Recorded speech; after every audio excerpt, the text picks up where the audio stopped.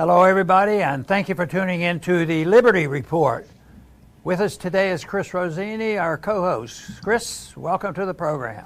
It's great to be with you, Dr. Paul. Very good. And, lots of things are going on today. Supreme Court is staying busy all week, and they're going to be busy. The American people are still struggling to get along, and rightfully so, but our job is to help sort some of this out. It's not always that easy. I was looking at some of the news today, and it's very interesting and fascinating, but it's also very, very dangerous. You know, we have a foreign policy which is interventionist, and it's a cause for a lot of harm, injury, and financial problems, and and it contributes significantly to the bankruptcy. And we talk about it all the time, during the week and weekends, whenever we can, because we consider the financing of war through the inflationary machine at the Federal Reserve is one of the worst parts of the system that we have, and one of the reasons why the founders, with their bad experience with inflation before they wrote the Constitution, they'd like to have prevented that from us doing this. But that didn't work out, and the inflation machine is really working. So we have a lot of aggressive attitudes with people, and lately we protect our empires, by being interventionists. We throw our weight around. We have the reserve currency of the world. And what we do, though, is we think we can control things and pretend that we're really people of peace. But the sanctions and other things are essentially acts of war, and some people who are anti-war think this is the compromise to have with the system. Punish the people we don't like, and things will be okay, and we won't have to send so many young people off as we have up until really till now. We did it in the world wars. We did it with Korea and Vietnam, the Mideastern wars and Syria. All these things keep going on. But right now we have worked real hard to get involved with this Ukrainian-Russian war, which really is a war between NATO and Russia. And but since we have a lot of power and a lot of clout and a lot of weapons, we'll show those Russians. So we put on a lot of sanctions. We're going to punish them and blockade and keep them from exporting. Well, Chris, you'd never guess it. Hasn't worked very well. The Russians are making $100 million a day, going around our sanctions because, the world is such that the people they're not joining us so easily and just obeying everything that we want. So the Russians are doing pretty well, but it leads to chaos. Economic calculation becomes more difficult. Our deficits keep going up. Peace is not promoted, and yet we never seriously considered the change in our foreign policy. There's hint now in the headlines even this morning that the Fed probably is going to back off instead of continue to raise rates. By the end of the year, they're going to be talking about closing it. And they say, they pretend that, well, we've done some good. We've raised some rates and caused a little bit. But to think they've solved the problems of many, many years of this horrible monetary policy and all the inflation and all the interference and think that they're somewhere achieve something, boy, that is a pipe dream. So the markets are saying, we hear that the interest rates are going to go back up, and there are some people even on Wall Street that think that you shouldn't be doing that. It was so bad they're even challenging the Fed because most of the time they're lowering rates for the benefit of Wall Street. So this time, but today, I don't know whether the hint that the interest rates aren't going to continue to be raised, that the markets are very happy with it. They were up over 600 points this morning, but the dollar's down because there's less interest rates. Because of that, gold is going up. So there's a lot of things to digest, and then you come along and then there's a lot to digest in wokeism, and now the major discussion going on in the country over abortion. So there's a lot of chaotic discussion going on right now. And for this reason, it makes it very hard for the individual.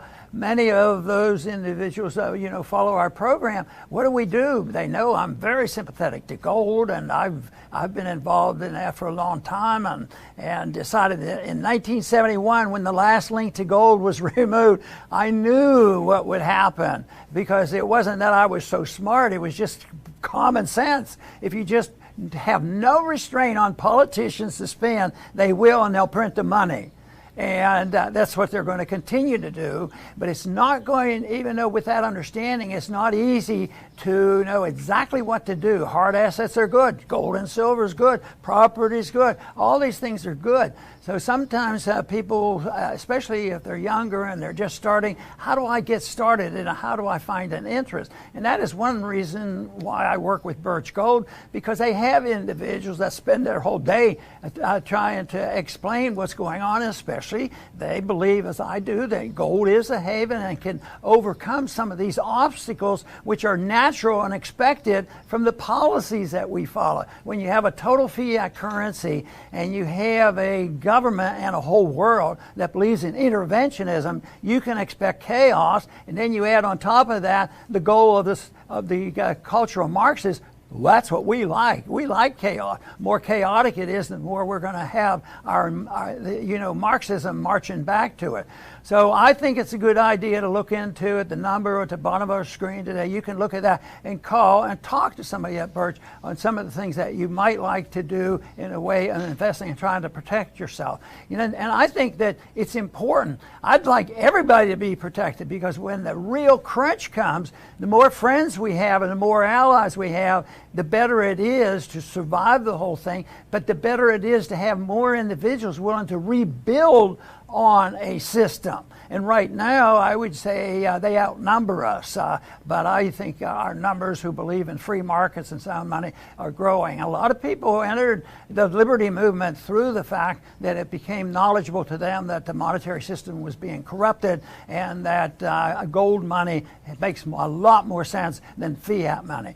Anyway, those conditions are continuing, and we're going to keep reporting and talking about it. But today I want to spend a little bit of time, Chris, on talking about 2% inflation.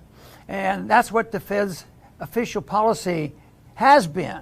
2% inflation to them means they want the price of products to go up at a rate of 2%. And they have looked at history and said, it seems like around 2% is the right balance. No decrease, no increase, 2%. And I found it interesting, Chris, that they made that official policy in 2012. And they were frustrated because the inflation of prices, the price inflation, wasn't accommodating them, and they couldn't understand that. But the one thing they don't understand, I'm going to mention the reason why it is, even though it's complex, and we'll talk more about this someday, and that is the whole thing that there's a value, and prices are determined subjectively. The subjective theory of value is part of Austrian economics. That means you can look at the money supply, which is very, very important. And if you print a lot of money, believe me, it's going to lose value, and the gold prices in dollars will go up. But in the meantime, there's a lot of subjectivity involved. There's so many variables, so you can't predict it. So to predict and say way back 10 years ago that 2% is perfect, well, the first thing is they didn't understand subjectivity. It could be held steady because for various reasons, maybe the economy was doing better and compensating for rising prices, but nevertheless, they worked hard on that, and they equated with, well, if you get 2%, that means the economy will be healthy. That's a bunch of nonsense. And they keep saying that if you let the money go, if it doesn't increase, the prices don't increase at all, that's bad for the economy. That's nonsense too. And so the Fed has been determined to try to aim this target at 2%. I have predicted, and I think my predictions have come true during those 10 years when that was the goal. I said, yes, they'll finally get their 2% because they were claiming the price index were only, the indices were only going up at 1% and they needed 2%. So they were working out. I said, the day will come, they're going to get their 2% and they better keep their eyes and ears open because it won't last long because it's going to go soaring past there and then they'll have to talk about how do we get back down to 2%. Chris, that's exactly where we are today. So we're not a whole lot better off than we were 10 years ago when they had this new system of following and demanding 2% destruction of the value of your currency every year and thinking that was a good policy. Right, Dr. Paul. And, the big picture of what we're suffering under is bad ideas. At 100 to 125 years ago, Americans were suckered. They were suckered into believing that freedom is no longer what America is about, individual freedom. Instead, you're going to be ruled by experts.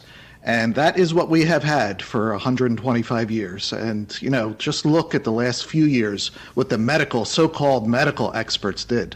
What a huge disaster. But what we are talking about today is the so-called financial experts that control the money supply and interest rates, things that should not be controlled by people. And, this week, Jerome Powell, the Fed chair, he said, quote, "We need to get inflation back down to 2%. We're using our tools to do that." See the experts?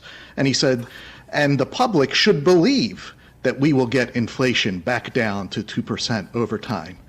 End quote. Now, the public should not believe any of this. Inflation should be 0%. Nobody should have the ability to counterfeit money because inflation is a tax. And you see the higher prices that we're paying out there? That's how we pay the tax. We don't get a bill in the mail, a nice bill that you send a check. No, when you go out and buy things, gas is $5, $6, now you're paying the inflation tax. Now, where does the Fed get the authority to tax us? They're unconstitutional. They're not in the Constitution. We're not supposed to have a central bank. So not only are we being taxed, it's even worse than that. We're being taxed by something that shouldn't even exist. So this entire process of 2% up to 2%, down to 2% is a complete shell game. It's the illusion of control. They cannot control the market, but they need people to believe that they can control the market. And as long as enough people believe that, our economic lifestyle is going to continue to go down the drain. Over the years, the Fed has changed in their policy, obviously, because they don't have a policy of sound money and allowing the market to determine interest rates. So they become these economic giants because they have dictatorship over trying and pretending that they can regulate the market for their friends, of course. And they have done that for a long time. But in 1977, they actually expanded, the plan that they had because it was supposed to be twofold. It was to have high unemployment, high employment, lower the unemployment rate, and also to have stable prices. That was the dual mandate.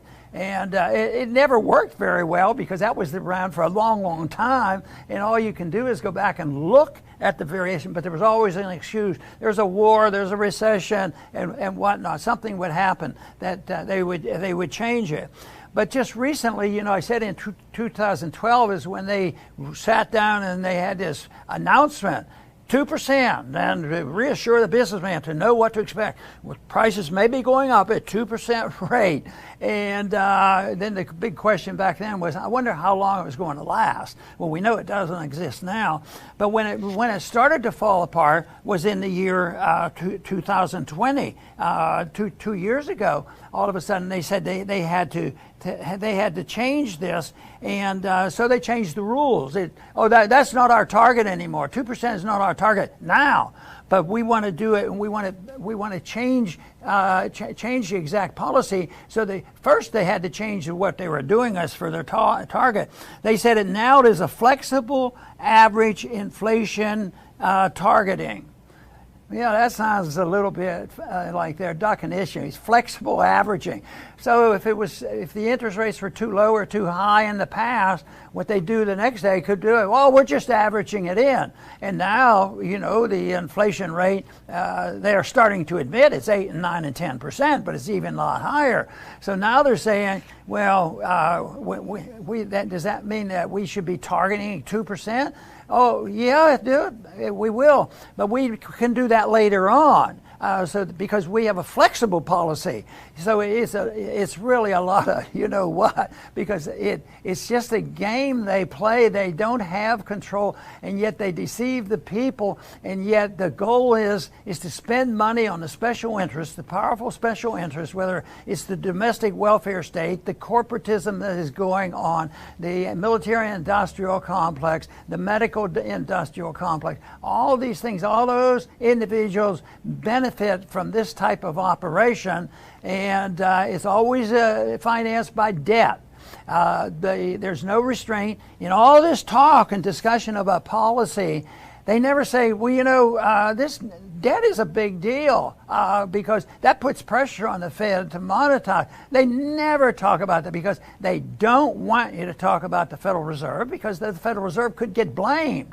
But no, it has to be some mystical thing out there. Ukraine, it's all Ukraine. Oh, it's Biden. Biden caused all the problem. He's caused a lot, especially in the energy field. But he didn't create this system. I mean, this system has been around for a long time. So it's not going to last. And now we see that there's hints that they're already conditioning people. Well, we're not going to pursue this idea of allowing interest rates to rise a little bit. So they're in a way throwing in the towel. A couple of years ago they tried this, and the markets went down, and they had to quit when they tried to shrink the balance sheet. So this tinkering around and pretending they're going in the direction of what should be done and what the market would do is all it is. And because there is some subjectivity in the marketplace, there's a lot of people out there listening to every word, every tidbit, every word the Fed says. This is what the Fed said they're going to do. Even though they don't even believe the Fed, they say that's what they said they're going to do, and people are going to react. So this will alter things, but it's far from a market. They have just really ruined the market, mainly because the Federal Reserve exists, and they are a dictator, and they're tyrannical, and they are the central economic planner. They accomplish the biggest taxation system ever, and they also are the biggest regulator, and they are the source of the problem. Does that mean if we didn't have a Fed, we wouldn't have special interests, trying to manipulate? They'd always be there. It's the convenience of the Federal Reserve being set up for the special interests that there's no limits on what the lobbyists are lobbying for, because they know the Fed will accommodate. And also, this participates into the wokeism that happens today, because this locks in our corporations to the monetary system and the culture of Marxism. And so they carry out the orders. The businessman carries out the orders, especially like it was easy to see during the lockdown, with COVID, because the corporations are very, very dependent on easy credit, bailouts, and whatever is necessary. So this whole system has pushed us in the direction of corporatism, and we're on the verge of having a definite fascist state. And of course that means the further destruction of the individual liberty of this country, which we should be protecting, not destroying. Right, Dr. Paul. And as bad as the Fed is, the other side of the coin is not much better. They're just as bad, and that's the politicians, especially the Democrats. Dr. Paul and I saw an article where Elizabeth Warren was questioning Powell, and she doesn't want higher interest rates because she probably knows that it's going to create a strong recession, as it should. But she says, what's worse than higher inflation and low unemployment? She said, high inflation and a recession with millions of people out of work. I hope you'll reconsider that before you drive this economy off a cliff. So she doesn't want the illusion to stop. She wants the printing to go on. Keep the illusion going, keep the illusion going. Now, why would she want that? Obviously for political reasons, because if we go into a recession, the Democrats are going to be blamed for it. But it's shameful that she would want the illusion to keep going, to keep, the jobs of bureaucrats over the people having sound money, a sound economy, more money in their pockets. She's putting, political reasons, obviously, the Fed to just keep it going just a little while longer. But keeping it going a little while longer will only make things much worse. That's what we've been doing, especially since 2008 and even well before that with Greenspan. So it's all political. Everybody looks out for themselves. How can they benefit from higher or lower interest rates? It should not be this way. It should be the marketplace that sets interest rates, no counterfeiting, and then you let the chips fall where they may. In her statement, in a way, she had bits and pieces, of really understanding what's happening, because if you don't do this correctly, you're going to have inflation of prices, that prices are going to go up, and it will not be the indicator that so often they claim. If we just get the inflation rate up, that'll be a sign of a healthy economy. She recognized that and mentioned it, but she also thought that she could overcome it by her explanation, but I don't think she was coming close. But she had a sort of an understanding of this, because that is the concern that Austrian economics expresses, and that is, if we continue to do this, and my prediction, of course, is they will not quit printing the money. So we will have the devaluation of the currency. We're going to have more inflationary pressure on all the prices. At the same time, it's not going to be a sign of the economy growing. Eventually, even the special interest groups will not be able to continue, because the economy is not going to be able to operate very well. So this to me is crucial to understand, because I think if they don't inflate, if they didn't inflate, there would be total chaos. If they didn't print the money, people would rebel, and there'd be a rebellion in the country. If they do, and they will, print the money, you can expect that there's going to be more inflation. Even with some areas, you might see prices going down here and there, but they will print the money. And to allow this to go on and not being serious about sound economic policy, we can expect even a country like ours could go in the direction and becoming more like, a third world nation. In some ways, people claim we're getting there, and also, get so bad that you have runaway inflation and doing nothing for prosperity. The more inflation of the prices, the worse the economy gets, and the weaker the economy gets. And that is what we should be worried about. She sort of understood this, but she doesn't understand. You have to cut spending. You have to, turn off the printing presses for a while. Very good, Dr. Paul. I'm going to make my closing statement. Last week, I remember pointing out that the Fed is talking about fighting inflation, but they're still inflating. Their balance sheet is still going up. Well, this week went up again. So this fighting inflation is more talk than action. And, that's the unfortunate situation that we find ourselves in, is when you read statements from public officials and see these hearings and questioning on TV, they're mainly to pacify the public. They say what needs to be said, true or false, just whatever will work in this moment, and then tomorrow we'll deal with tomorrow. So that's how they work. But, from a civilization point of view, how do you trust public officials? How can you trust people that lie all the time? How do you trust the media that lies all the time? How is it possible that all the media, they all say the same exact thing? If I was to go down my street, all these houses down my street, and ask people's opinions, they would all be different. How is it possible that all the media says the same exact thing? So how do you trust public officials and authorities when they're just all lying all the time? And the big lesson of all this is why you need limited government. This is why America was created. When people lie, if the government was limited, they could lie all they want. Who cares? The damage that they could do to us is limited. But when you have this monolithic empire that is looking to control every aspect of life, they could do and do a lot of damage to us. So hopefully, when all of this damage is, that people realize what has been done and it can no longer be hidden, the desire for limited government will once again, be prevalent in our society. Very good, Chris. And I think your point is well taken, especially when you use the word lying, because that's what happens. And when you think of the political system now, I think politicians generally, as long as I can remember, they have tended to bend the laws and to bend the rules, and they've always been demagogues, I think. But now it's worse than ever. I mean, when you think of our judicial system that's going on, and of course, from our viewpoint, there's a lot more going on with the party in charge at this particular time. But it's the whole system does that because they're living a lie. This whole monetary system is living a lie, and it's important.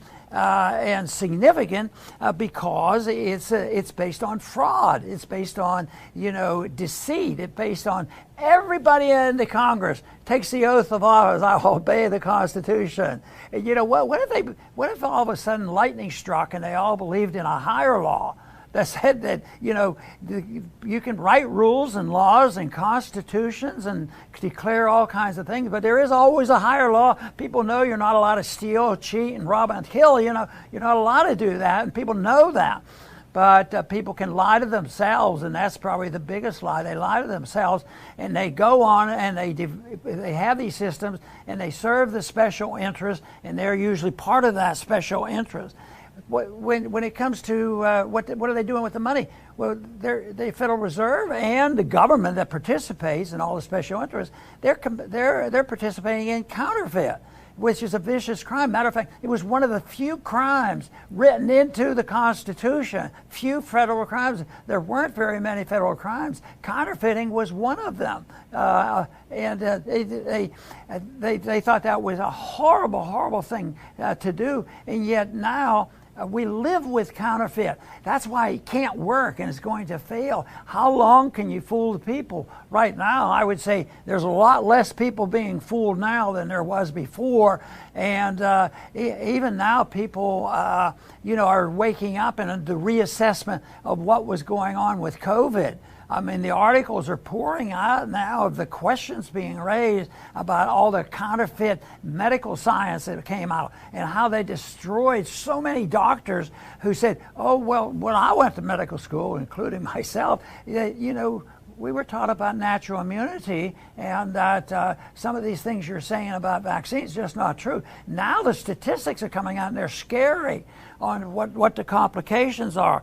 But the biggest problem with all this activity is that it's based on authoritarianism, based on force and violence. Violence by people who have guns. And it's not the people who are defending their families at home, because millions do that. They're not the ones that are committing in the streets in the inner cities. And right now, the authoritarians with the guns are the people who are in the government. The bureaucrats now carry the guns, but even the other people who don't carry the guns, they carry the authority, and they get the government to protect them. They get protections. So the political gated communities still have their protection, and they, of course, can corrupt the judicial system as well.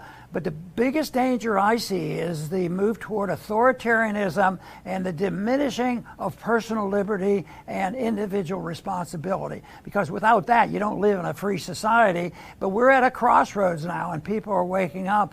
And the crossroads can be seen as waking people up and say, we need to do something. But it also can be an awakening to people say, this is the time to make a decision. And there were some episodes that I saw on TV when the subject came up by, the town hall meetings and the PTA meeting, where all of a sudden the people said, we've had enough of this, and we're going to stand up to all these ridiculous rules and regulations that were not verified by good economics. And the people who did challenge on economics and scientific reason could lose their jobs and all. But the worst part there wasn't so much that one person had all the knowledge and the other one had nothing. It was the fact they outlawed discussion. You know, it was just the fact that some doctors wanted to discuss vaccine, that they could lose their job. So no, that we are at the crossroads. We're at the crossroads with the financial markets. We're at the crossroads with our foreign policy. And we're at the crossroads right now on which way our country is going to go in the defense of individual liberty. That is the way we have to go if we want to promote peace and prosperity. I want to thank everybody for tuning in today to the Liberty Report. Please come back soon.